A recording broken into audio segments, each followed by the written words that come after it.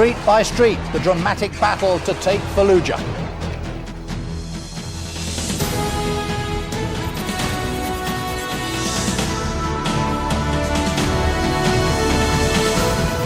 The intense fighting has left the Americans occupying most of the rebel city. British forces have been under fire. We have our eyewitness report of attacks on Camp Dogwood. Also tonight, stub it out, the Scots are told. Will the whole UK get a smoking ban? American interest rates rise. We investigate the consequences for us. And blue moments. Have Chelsea knocked Newcastle out of the Carling Cup? Here in the East Midlands, the motorcycle rider who broke nearly everything but the world record when a stunt went horribly wrong. That's in 20 minutes.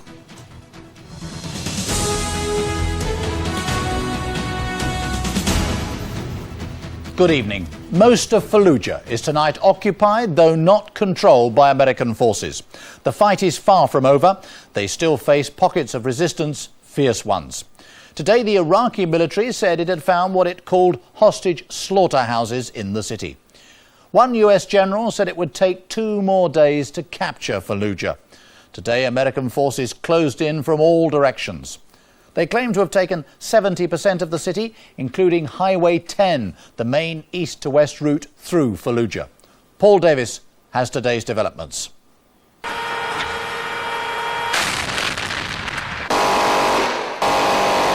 We're going in. We're taking the city this time. We're taking the city. No idle boast, 2/3 of Fallujah is tonight in American hands. But it's been achieved the hard way.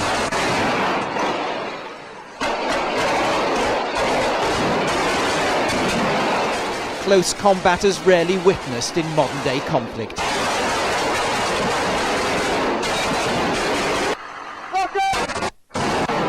These remarkable images, sent back by journalists embedded with the Marines, tell a story just about as far away from the clinical long-range warfare the Americans would prefer to wage as it's possible to be.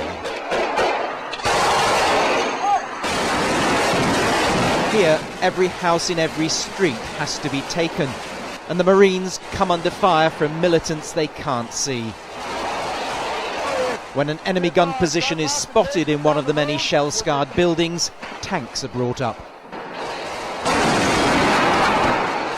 This firefight in the Jolan district lasted more than 7 hours, but at the end of it another block had been gained. I want to keep pushing up. I want to keep pushing up, the officer says, but the swift progress of this operation has been at a cost. Even before today's street battles, 10 American soldiers had been killed, more than 40 Marines and their Iraqi allies injured. The wounded evacuated under fire as the advance continued.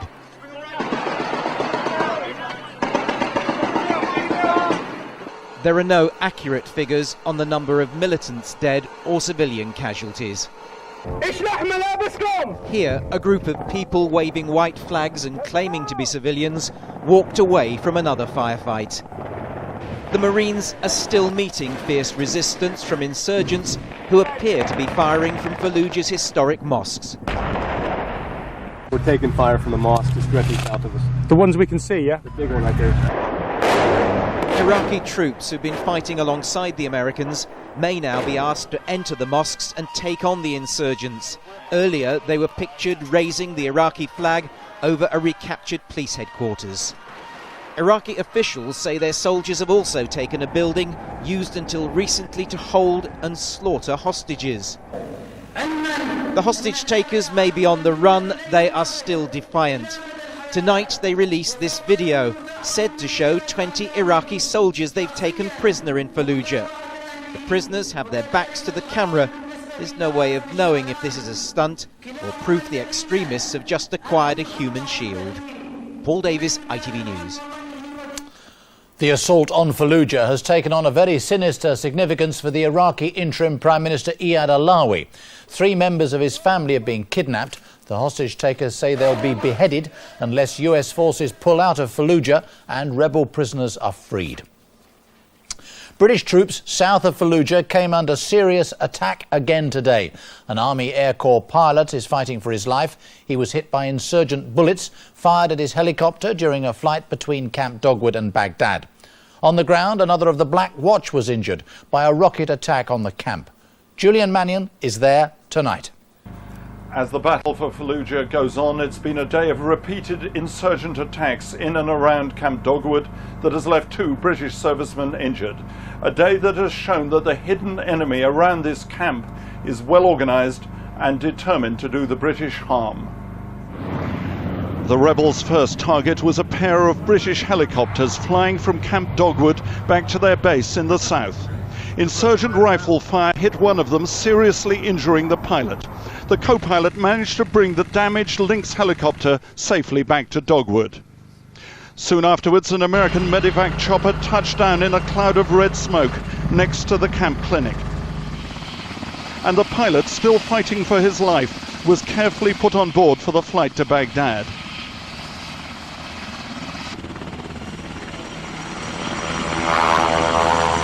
But even as the Black Hawk raced away at low level, insurgent gunners had Camp Dogwood in their sights. Out of nowhere, a volley of rockets slammed into the camp and exploded. Troops took cover, but one of the 4 rockets injured a British serviceman. 3 hours later, more rockets whistled in. As a rocket landed outside, we took cover in the derelict building reinforced with sandbags that is home to journalists at Camp Dogwood. The sirens are wailing again as Camp Dogwood comes under rocket fire for the second time today. In the first attack, 1 British serviceman was injured as a rocket ploughed into the helicopter landing pad. At the moment, we don't know what's happened out there. We heard 2 impacts, but there are no reports of casualties or damage. There were no serious injuries in the second attack. Today, the commander of the Black Watch had ordered a drill to test camp security. By the time the day was over, everyone here knew that the threat was real. Julian Mannion, ITV News at Camp Dogwood, Iraq. The dangers faced by British troops in Iraq was brought home to the Prime Minister today. A wreath of poppies in memory of those soldiers killed there since the start of the war on Saddam Hussein was laid on the steps of Number 10 by their families. One father said they'd done it because the blame lies at the doorstep of Downing Street. Well, let's go live to Downing Street now and our senior political correspondent, John Ray. John, how much of a problem do you think it is for Tony Blair, this group? Well, the laying of that wreath was certainly a powerful symbolic act, Nick. It was also a day here of great emotion and great anger, the parents describing the war variously as immoral, illegal, an act of lunacy. Now, their grief has turned them into the most potent weapons that the anti-war campaigners have got. Against that, Mr. Blair can simply argue that Iraq in the long run will be worth it, and to walk away now as the parents want to withdraw troops would simply be to abandon Iraq to a much worse fate. Now, the polls show that just about most people are with Mr. Blair on that point. So the only thing that really unites all sides this week, Remembrance Week, is the fear of what sacrifices British troops may yet have to make. And the Prime Minister is heading to Washington tomorrow, isn't he, for a meeting with George Bush. What's he hoping to achieve? Well, Downing Street have been quietly playing up expectations of this meeting. When people talk about payback for Mr. Blair, they talk about the President putting more muscle into the Middle East peace process. A statement of intent is what Number 10 said they were looking for from President Bush. Tonight, Nick, they got that from the President, saying that the end of the Arafat era signalled the beginning of a new era of hope in the Middle East. There will be an opening for peace when leadership of the Palestinian people steps forward and says, help us build a democratic and free society. And when that happens, and I believe it's going to happen because I believe all people desire to live in freedom, the United States of America will be more than willing to help build the institutions necessary for a free society to emerge so that the Palestinians can have their own state. You will note there the commitment again to a Palestinian state, but there are many, many, many people, Nick, who'll say, frankly, the Prime Minister will come back with nothing more useful than those kind of sound bites. John, thank you. Well, as John was mentioning, with Yasser Arafat's life slipping away, it seems the somewhat undignified wrangle over his burial has finally ended. The ground is now being prepared in his West Bank compound in Ramallah. Well, Juliet Bremner is outside his hospital in Paris now. Juliet, what's the latest on Yasser Arafat? Well, there is now a sense that we're waiting for the inevitable, Nick. Everyone here knows that Yasser Arafat is dying. It's a question of when confirmation of that will come. His dire predicament was underlined today by his close friend and senior Muslim cleric Tazeen Al-Tamimi, who spent most of the day at his bedside reciting verses of the Quran. He just came out tonight from the hospital and he said to us that Mr. Arafat's breathing is still normal, and he saw his shoulder move 3 times. He said under such circumstances they couldn't contemplate removing life support. However, Mr. Arafat's life is naturally slipping away. The Palestinian foreign minister said today that both his liver and kidneys had failed, which means that only his heart and lungs are still functioning, and those with the help of a machine. And when he does die, what happens then? Well, we do know that funeral preparations are now well underway. Egypt said today that his funeral will be held in Cairo, and there are signs outside his shattered headquarters in Ramallah today that they're preparing for a burial place. The Israelis have agreed it wouldn't have been the first choice of the Palestinians. However, it is the place he was held as a virtual prisoner for the last 3.5 years, so perhaps it'll be a fitting memorial. Juliet in Paris, thank you. Pubs and restaurants in Scotland should become smoke-free zones in 18 months' time. Today, the Scottish Cabinet, in its most significant decision so far, voted for a ban on smoking in enclosed public places. There isn't one anywhere else in the UK yet. The idea is to cut smoking-related disease and improve the health of the nation. Well, Martin Geisler is in a smoke-filled pub in Glasgow tonight. This is a no-compromise ban. In 18 months' time, it'll be a crime to light up in any pub, club or restaurant anywhere in Scotland. A big deal and a big day for devolution. After all the criticism, Scotland's politicians have shown they are prepared to make controversial decisions out of step with Westminster. Even some smokers here will raise a glass to that. A good night out in a Scottish pub. Smokers here are in the minority, but it's getting up everyone's nose. The warnings on passive smoking are clear. Today, Scotland's politicians called time. It will be a comprehensive ban, and a comprehensive ban will be a clear signal that Scotland has changed. It will reduce smoking, it will save lives, and it will help transform our national health. Health experts say it's a massive breakthrough in the fight to rid Scotland of its reputation as the sick man of Europe. I've been practising medicine in the National Health Service now for 25 years, and I can honestly say I think this is the most important public health step forward in my career. There will be a political backlash. Publicans have promised that, warning the new law will kill business. At least 30% of your customers who come into the pub actually smoke, and if those 30% choose not to come in because there's a smoking ban, it means paying people off. It means your business is devastated. But should licensees in England and Wales share those fears? John Reid, the Health Secretary, is due to publish a long-awaited white paper on the subject next week. It will include restrictions on smoking in public places, but may fall short of a full ban. Government thinking is that driving smokers out of pubs and into their homes may not be a good idea. This advert reminds us of the dangers of passive smoking among children. What's more, Dr. Reid doesn't want to alienate traditional Labour voters. Sometimes, as my mother would put it, people from those lower socio-economic categories have very few pleasures in life, and one of them they regard as smoking. In Scotland, the decision is made, but the debate continues. If people want to smoke, then they can, but I don't want to inhale their passive smoke, so. Pubs, drink and fags go together. But not for much longer. Come spring 2006, doing this in Scotland will be a criminal offence. Martin Geisler, ITV News, Glasgow. It's been day 2 of the New Year shooting murder trial, and the prosecution lawyer outlined the possible motives for the killing of Charlene Ellis and Letitia Shakespeare. He said they were innocently caught up in a feud based on revenge, reprisal and rivalry.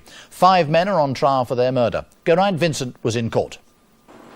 Shot dead while standing in an alleyway outside a New Year's party, it is the prosecution's case that Charlene Ellis and Letitia Shakespeare were the victims of a drive-by shooting, which was well planned but botched. Timothy Raggett QC told Leicester Crown Court this morning that this was an operation intended to kill, and that was its plain intention. It may not have been the desired consequence that Letitia and Charlene died, but the fact that the defendants clearly desired to kill someone is almost beyond question. Someone or some people concerned, we suggest, are likely to have been their rivals. In the Aston area of Birmingham, says the prosecution, there has been a culture of street gangs, one called the Burger Bar and one called the Johnson Crew. The men charged with the girl's murder were members of the Burger Bar, and when they fired the shots into the group of people, which included Charlene and Letitia, their actual targets were members of the Johnson Crew.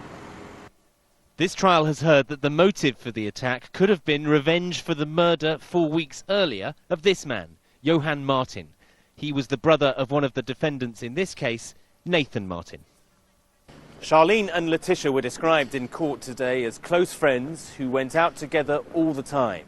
They were in no sense, said the prosecution, a part of Birmingham's gang culture, but in every sense, the victims of it.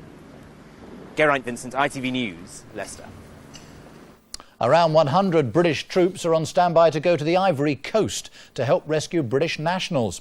Mobs there have been targeting foreign citizens after violence erupted between French peacekeepers and local forces. American interest rates were nudged up again this evening by another 0.25 percentage point. The Federal Reserve Bank agrees the economy is looking healthier, especially in terms of jobs. The real worry, economists say, is America's huge and growing budget deficit. Robert Moore in the United States has more details. The nation's central bank just voted to raise interest rates 0.25 point, and this is the fourth interest rate rise this year. It's not a surprise, but it brings into focus the state of the US economy just as the president ponders his second term. We still got work to do. Mr. Bush's in-tray is filling up with memos about how to accelerate America's economic growth and how to tackle the huge budget and trade deficits. Some economists are already warning of a major challenge ahead. We're steering towards a cliff of a real financial crisis due to the combination of large household debt, large budget deficits, and large trade deficits, and that will unravel at some point, either through a real financial crisis or through prolonged slow growth for the future. America has by far the largest economy in the world. It's the engine for global growth, and that's one reason why the trade deficit matters so much. And just look at the figures. When George Bush came to power 4 years ago, he inherited a massive trade surplus of $236 billion. But by 2002, the US was importing more than it exported, and today the country's trade deficit is a record $422 billion. But amid that serious problem of growing deficits, the Bush administration is pointing to improving employment and export figures, suggesting, they say, the American economy is rapidly gaining strength. But what impact is that having on the British economy and on world growth? Well, we asked one British economist. The US economy is still likely to grow at a good 3.5% over the course of the next year or so, and that provides a good solid base for world growth in general. But European exporters, including those well-known British brands, are struggling in America for another reason: the exchange rate. We export some 15% of our total exports to the United States. The dollar has been weakening for some time now, and consequently that makes our exports slightly more expensive, and therefore we can tend to lose market share if we're not careful. The dollar's problems stem from that huge trade gap and budget deficit. And another stress on this energy-hungry economy is the fact that oil prices remain so high. Robert Moore, ITV News, Washington. That interest rate decision didn't trouble US financial markets. They're expecting another in December. The Dow closed down less than a point at 10,385. Here, the FTSE, the main measure of shares in London, closed up 16.8 points at 4,734, despite a fall in shares in Vodafone, who today launched their third-generation mobile phone services. Their price closed down 2 pence to 137.75 pence. Now, with tonight's main sports news, here's Felicity. Thank you, Nick. Jose Mourinho's Chelsea are through to the quarter-finals of the Carling Cup. They beat Newcastle at St James's Park, but it took 2 goals in extra time to seal the victory. Alex Thomas reports. Alan Shearer and John Terry leading out Newcastle and Chelsea, England internationals past and present. Clearly these two clubs couldn't afford to copy Arsenal and Manchester United by fielding weakened teams. But despite the first-choice players on show, much of the early action was second-rate. Scoring chances were rare, although Chelsea's goalkeeper Carlo Cudicini was the busiest. But if Newcastle threatened more in the first half, they were forced back after the break. Oh, he's missed a great chance for Chelsea. Thiago should have put Chelsea ahead. His manager couldn't believe it. So no goals after 90 minutes, but Jose Mourinho's mood was lifted in extra time. First Eidur Gudjohnsen broke the deadlock. And then Dutch winger Arjen Robben clinched a 2-0 victory for Chelsea with this brilliant solo goal. Can he go all the way through? You bet he can! Alex Thomas, ITV News. Elsewhere, Liverpool players and fans paid their respects to Emlyn Hughes ahead of tonight's game against Middlesbrough. Hughes, who died yesterday aged 57, played more than 650 matches for Liverpool and won almost every honour in the game. He was affectionately known as Crazy Horse by the Liverpool fans.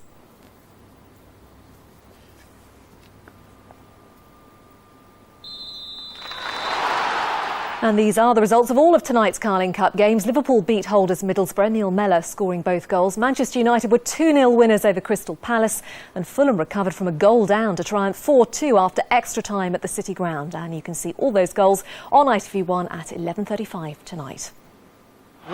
It was also League Cup night in Scotland, where Rangers met Celtic in an extraordinary game. John Hartson putting Celtic ahead, but with just 5 minutes remaining, Rangers came back. Dado Perso, the scorer. And then in extra time, Shoto Avaladze scored the winner to send Rangers through to the semi-finals. And in the night's other Scottish League Cup quarter-final, Hearts beat Dunfermline 3-1. Jason Robinson has described being awarded the England captaincy as one of the biggest moments of his life. The former rugby league star is stand-in for Johnny Wilkinson for all 3 autumn tests, and his first job is to stop England's recent run of 5 defeats in 6 matches. No, as I say, I'm excited. You know, I have an opportunity that I never dreamed of before, and I'm hoping to, you know, to do well in that role. As I say, we've got some great players around us, some players that are on very good form. So I'm just looking forward to Saturday and leading the team out to hopefully what will be, you know, a good game for us. And that is tonight's sport. Nick. Thank you, Felicity. Join me again in a few minutes when I'll have a reminder of our headlines and a preview of some of tomorrow's newspapers. Now it's time to link up again with ITV newsrooms around the country for what's been going on where you are.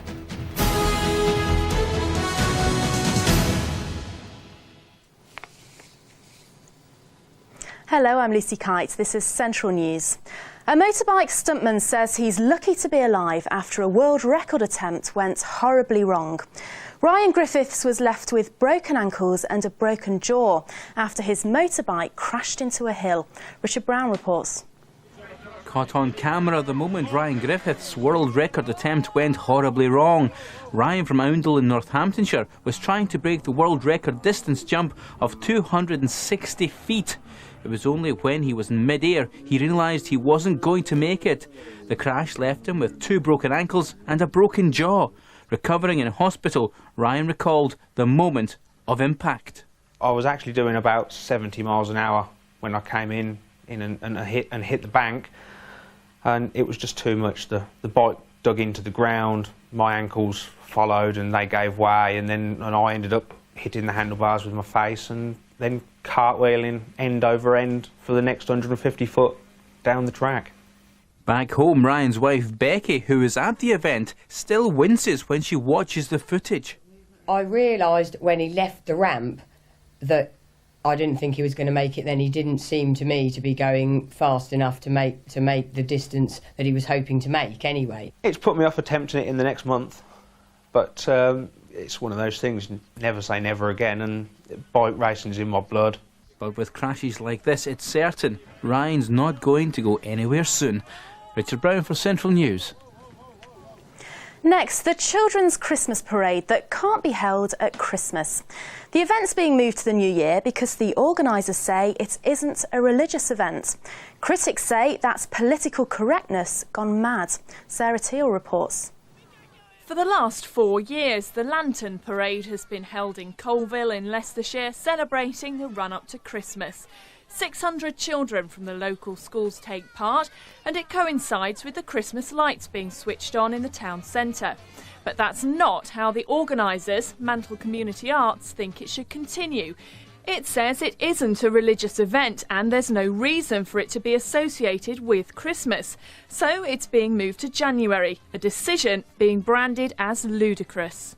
Well, it's always been a Christian event, a Christmas event. And let's face it, what does Christmas celebrate? It's the birth of Christ, isn't it? That's what it's all about. And with them doing that, I think it's a big mistake, a very big mistake. Critics say it all comes down to money. The National Lottery, which is giving £5,000 to the parade, won't give money to religious events. Organisers say that's not the only reason.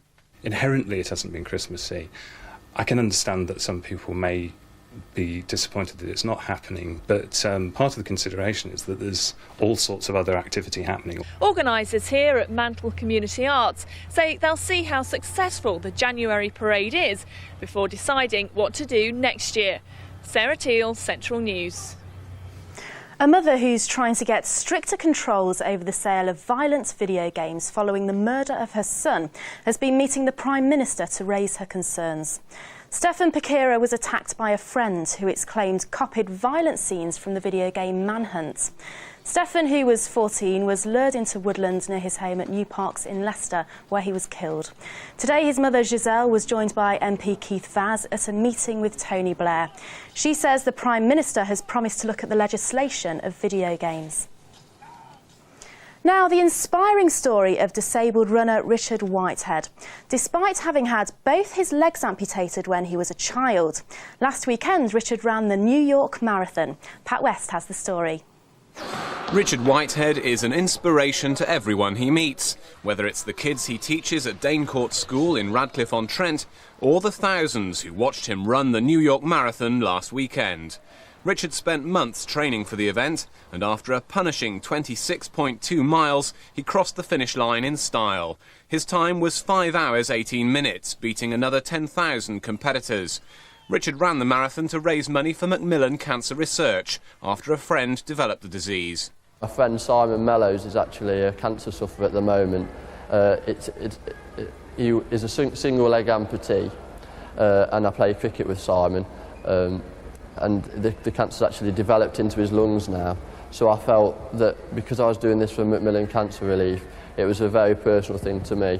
And so I had Simon's name on the front of my vest as well, which when you hear people shout his name out as well, it's great. It's a great feeling. It really spurs you on.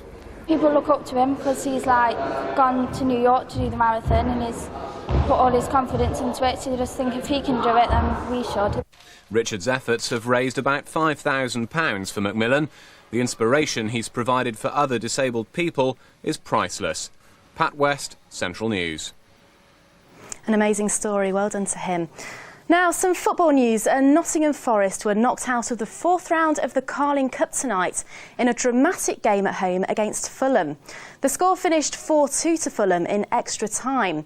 Forest were incredibly unlucky, outplaying the Premiership side for much of the game, making a complete mockery of their league position. Well, that's your news and sports. Now let's take a look at the weather.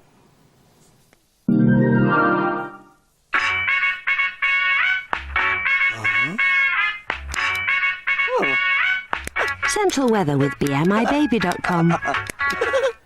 Hi there, flipping cold outside tonight. Temperatures getting down to a frosty low of 3 Celsius around rural parts, but I should think most places at risk of seeing a frost. A little bit of mist and fog forming as we go through the night as well, particularly where we have seen some showers today, but essentially clear skies, and that should show us a very early bright start to tomorrow. It won't last though. Cloud moving down from the northwest is going to shape the day largely. All of us fairly grey from lunchtime onwards, and some of that cloud thick enough to drop the odd bit of drizzle.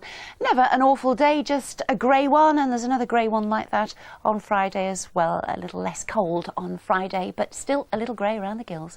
Bye-bye. Central weather with BMIBaby.com, the airline with tiny fares.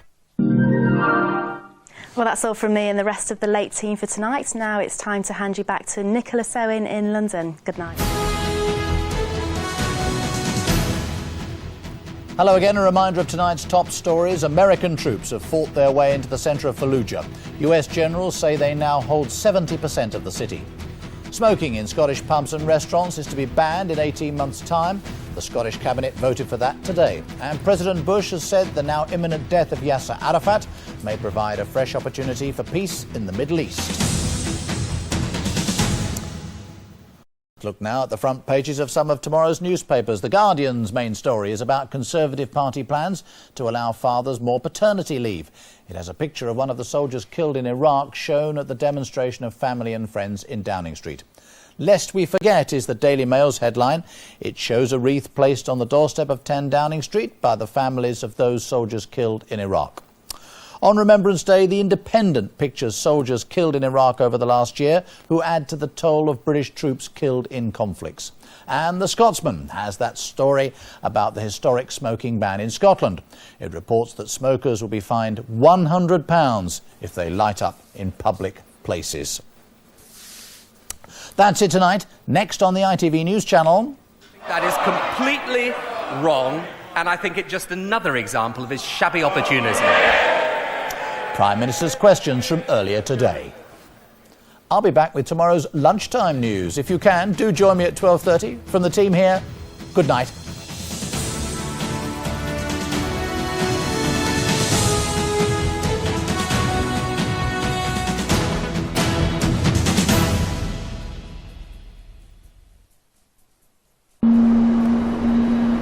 ITV National Weather, sponsored by Powergen.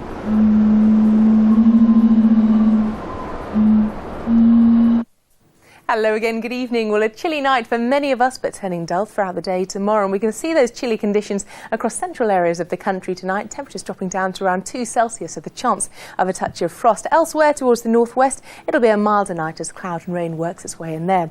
Looking ahead to tomorrow morning, it's going to be quite a bright start, I think, for more southern and eastern parts. Elsewhere, more in the way of that cloud filtering through. And we are going to see some drizzly conditions across the western parts and also more persistent rain towards the north if that cold front starts to work its way in. Quite a blustery day tomorrow as well. Looking ahead to the end of the week, here's the position of that frontal system, giving quite a dreary end to the week for many southern parts. Elsewhere looking brighter, also rather showery, turning wintry over higher ground. Good night. Positive energy from Powergen.